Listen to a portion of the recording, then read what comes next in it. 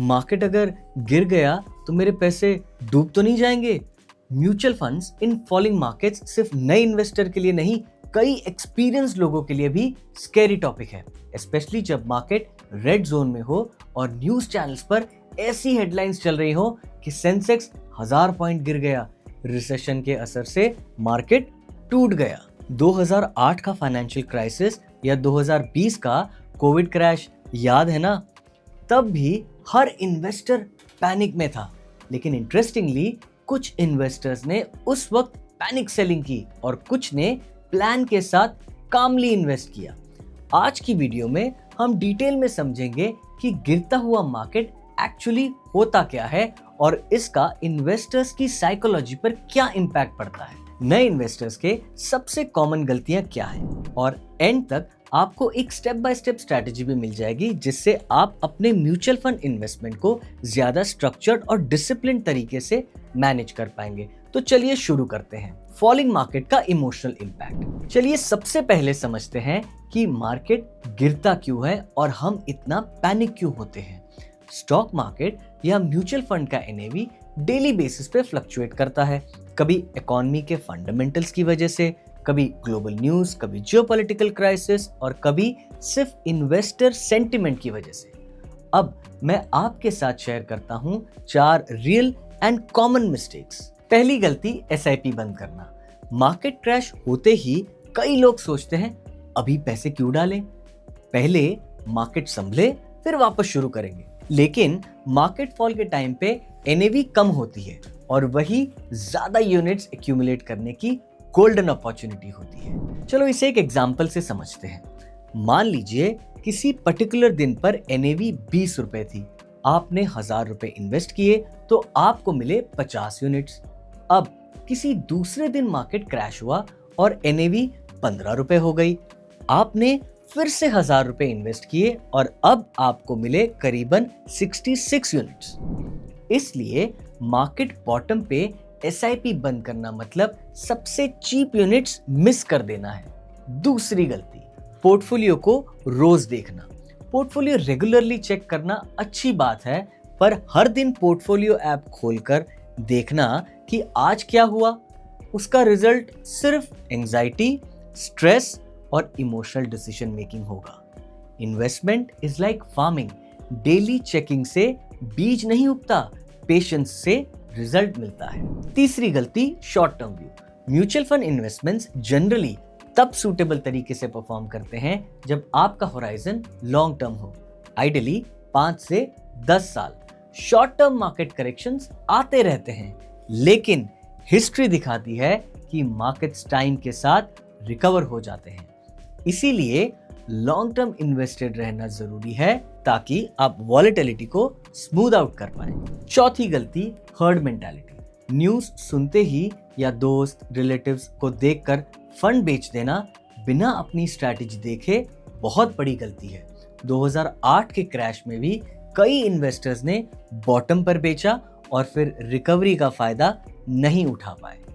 अब अगर मिस्टेक्स याद हो गए हो तो एक स्टेप बाय स्टेप स्ट्रैटेजी भी देख लेते हैं, कैसे अपने इन्वेस्टमेंट्स को सूटेबल तरीके से मैनेज करें। पहला step, diversify your portfolio.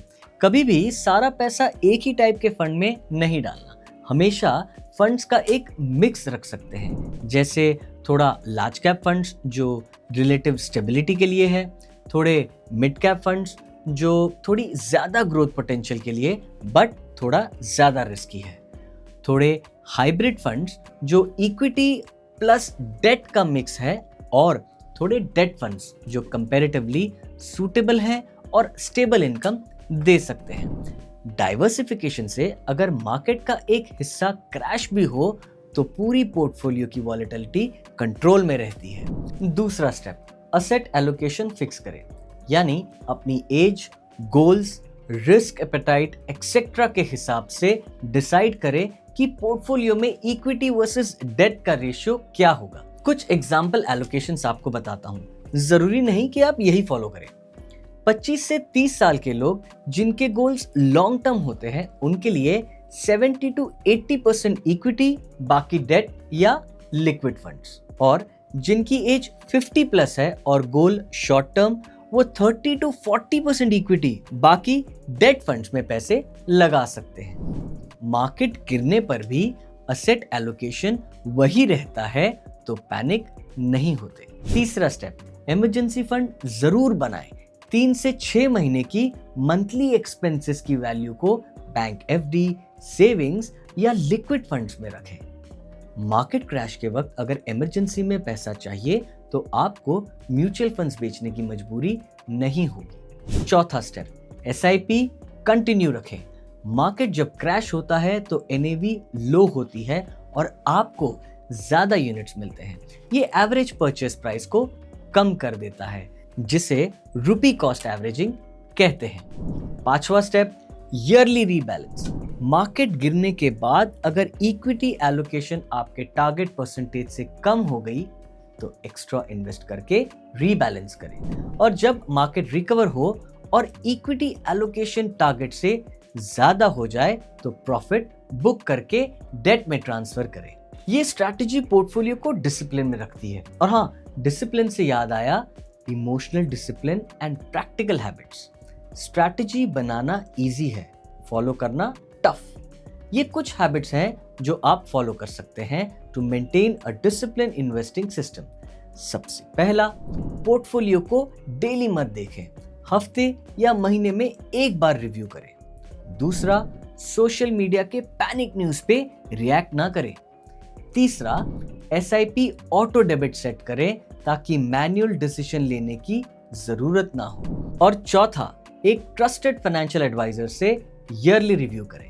Historically हमने देखा है कि मार्केट गिरता भी है और वापस उठता भी है। 2008 फाइनेंशियल क्राइसिस में निफ्टी लगभग 6000 से गिरकर 2500 तक आ गया, ऑलमोस्ट 60% का ड्रॉप। लेकिन सिर्फ 2 साल के अंदर 2010 तक निफ्टी फिर से 6000 के आसपास रिकवर हो गया। वैसे ही कोविड-19 क्रैश मार्च 2020 में निफ्टी 12000 से सीधे 7500 तक आ गया, अराउंड 40% का ड्रॉप।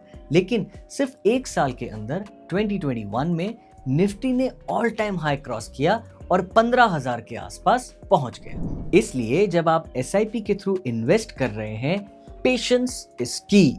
सोचिए, आप एक गार्डन बना रहे हैं, हर महीने आप नए पौधे लगाते हो, बिल्कुल वैसे ही जैसे आप एसआईपी के थ्रू अपना इन्वेस्टमेंट करते हो। कभी मौसम अच्छा होता है, कभी खराब, कुछ प्लांट्स गिर जाते हैं तो कुछ ठीक से ग्रो नहीं करते। यही होती है मार्केट की वॉलेटिलिटी। लेकिन अगर आप कंसिस्टेंटली उन पौधों को खाद पानी देते रहो, उनकी टाइमली केयर करो, जैसे अपने पोर्टफोलियो का असेट एलोकेशन और रीबैलेंस करते हो, तो धीरे धीरे आपका गार्डन ग्रो करता रहता है। और 5 से 10 साल बाद आप देखोगे कि आपका गार्डन एकदम लश ग्रीन और हेल्दी बन गया है। इन्वेस्टमेंट भी इसी तरह है, पेशेंस और डिसिप्लिन के साथ किया गया रेगुलर एफर्ट लॉन्ग टर्म में ब्यूटीफुल रिजल्ट्स दे सकता है। एसआईपी वर्सेस लमसम इन फॉलिंग मार्केट। एज्यूम करिए आपके पास 1,20,000 रुपए हैं। अब 2 सिनारियोस देखते हैं। पहले सिनारियो में मार्च 2020 में आपने म्यूचुअल फंड्स में लमसम इन्वेस्ट कर दिया 15 की एनएवी पर। दूसरे सिनारियो में आपने 10,000 रुपए हर महीने की एसआईपी शुरू की अप्रैल 2020 से और एनएवी फ्लक्चुएट हुई। दूसरे सिनारियो के इन्वेस्टर्स को 16 से 17 का एवरेज एनएवी मिला और पहले सिनारियो के इन्वेस्टर्स को अंदाजन 15 का एनएवी मिला।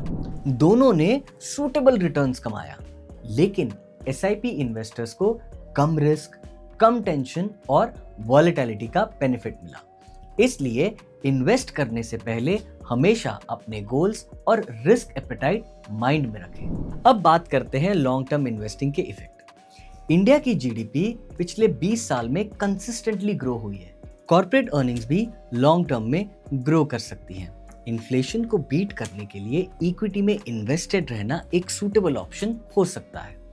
मार्केट करेक्शन परमानेंट नहीं होती, लेकिन पैनिक सेलिंग से लॉस परमानेंट हो जाता है। तो जैसे मैंने आपको समझाया, to suitably manage your investment in a crashing market, ये 6 स्टेप्स याद रखने हैं। Diversify your investment, asset allocation fix करो, इमरजेंसी फंड बनाओ, SIP कंटिन्यू रखो, ईयरली रीबैलेंस करो और इमोशनल डिसिप्लिन रखो। म्यूचुअल फंड इन्वेस्टमेंट्स एक बहुत ही स्ट्रैटेजिक तरीका है अपने पैसे को अपने लिए काम कराने का।